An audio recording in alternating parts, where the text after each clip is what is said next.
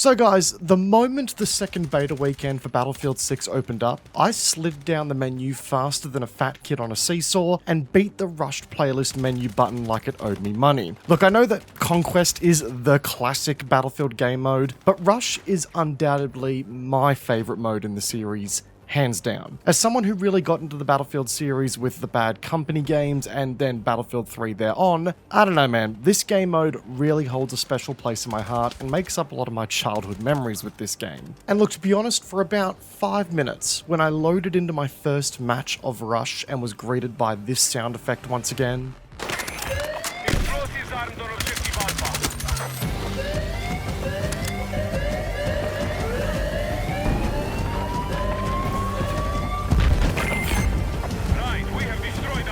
it was almost like my inner 13-year-old was hugged and welcomed home again. It was actually a really nice feeling. A feeling that was unfortunately short-lived, because as the video title suggests, guys, the Rush game mode in Battlefield 6 is a bit of a fumble once you get over that initial nostalgia hit that comes from, you know, being able to play the mode again. And is honestly, in my opinion, the first concrete fumble I've seen from Battlefield 6 that might be a bit tricky to actually manage for Battlefield Studios before the game launches in a little over a month. Like, all of my problems that I've had with the game so far have been, you know, small tweaks, small balance adjustments, availabilities of gear on certain classes, so on and so forth. Again, really minor things in the grand scheme of things. However, the problems with the Rush mode, I think, tend to delve a bit deeper. If I was to really summarize all of my thoughts and concerns on the Rush mode now with how it plays in the game into a quick point, it would be that it just feels like a bit of an afterthought, if you will. Something that was practically tacked on as a checkbox item in the later stages of development time, and was just slapped on the current map pool with no real consideration as to how it flows. And on top of that, the Rush mode as it currently plays really feels like it's lost that sense of story in how it flows through a map and through the different MCOM objectives. And that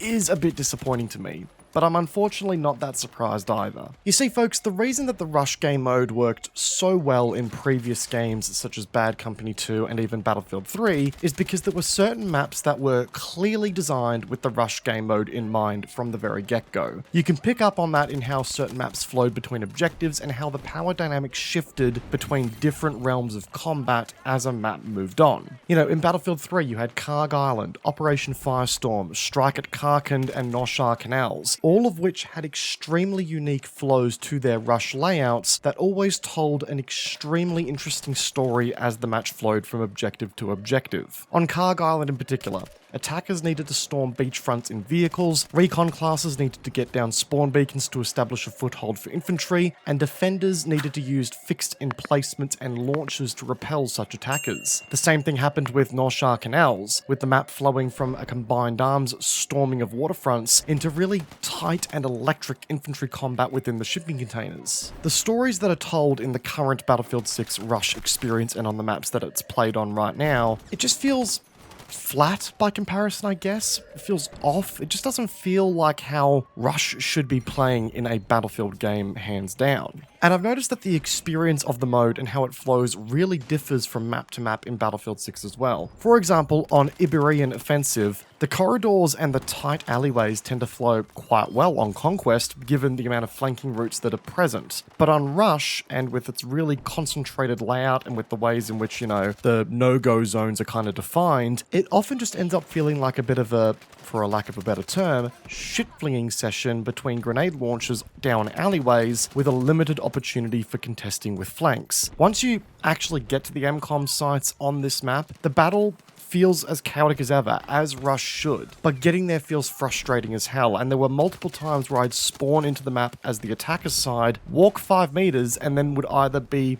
getting peppered by DMR shots down the street, or getting absolutely slapped by grenade launchers, and that as a result made the map feel very frustrating to play on. Meanwhile, and on the complete other side of the coin over on Liberation Peak, the choice to run the mode only as 12v12 players with the attackers also getting a tank makes the action feel incredibly sparse. The mode just loses its sense of pace and stakes due to how much ground you need to cover on both sides with little to no people. which is also frustrating because on State Empire, the spacing of the objectives there demands a 12v12 player count, because otherwise it would be too chaotic. There would be far too much action condensed into too small an area. So you end up with this very weird dynamic where some maps feel like they've been designed with far more players in mind, but don't have the player count to, achieve that peak balance. And then you've got these tiny maps in comparison that do feel like they're catered for 12v12, but still feel a bit too chaotic as well at the time. On Liberation Peak, the attackers only have 10 infantry players on the ground if the tank's in action, and the map's size just makes it far too difficult for the tank to be contested effectively by the defenders, because it has so much freedom to roam around on with such a limited player count. So the pacing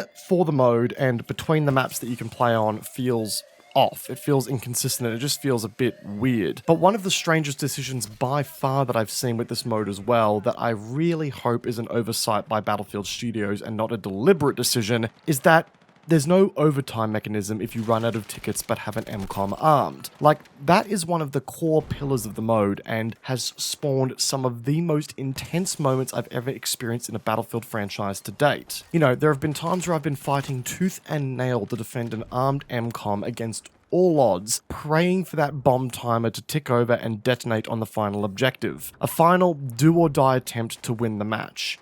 That doesn't happen here. You could be on the final sector with the final MCOM armed, and the game just ends if you hit 0 tickets, which just feels like you're being cucked of an incredibly intense finale to the game. That is thankfully a pretty simple solution to get over, in my opinion, and is just a simple tweak on, victory conditions in the game's coding that I hope the developers can fix before launch. But the map design, the pace, the overall balancing, the player count of this mode, it does feel as though it needs to go back into the oven for quite some time here, and DICE really need to get back to cooking on it. I do almost wonder if the Rush game mode got much in the way of testing in Battlefield Labs at all, because out of all the other modes that are in the game right now, this definitely does feel like the least mature in its development cycle at the moment, which is a bit of a shame, because again, Rush is one of those modes that people will buy a Battlefield game for exclusively if it's done right. It is a mode that carries so much weight and so much nostalgia for this community, and it's often considered one of, the core game modes that makes Battlefield Battlefield. And if extra testing time has instead been going to things like Domination and the King of the Hill game modes, then it kind of makes me wonder if we've been focusing our testing efforts on the wrong things in Battlefield Labs. If testing time was going to go into a smaller scale mode, it probably should have been Rush above anything else to really get that honed in on. There's a chance we're also getting a really, really short-handed selection of experiences with the Rush game mode on the map pool that we have in the game currently, and maybe the other 5 maps that are coming at launch will play a whole lot better with this mode as well. That's my hope, at least. But as of right now, this does represent DICE's biggest fumble for me personally, and I really hope that,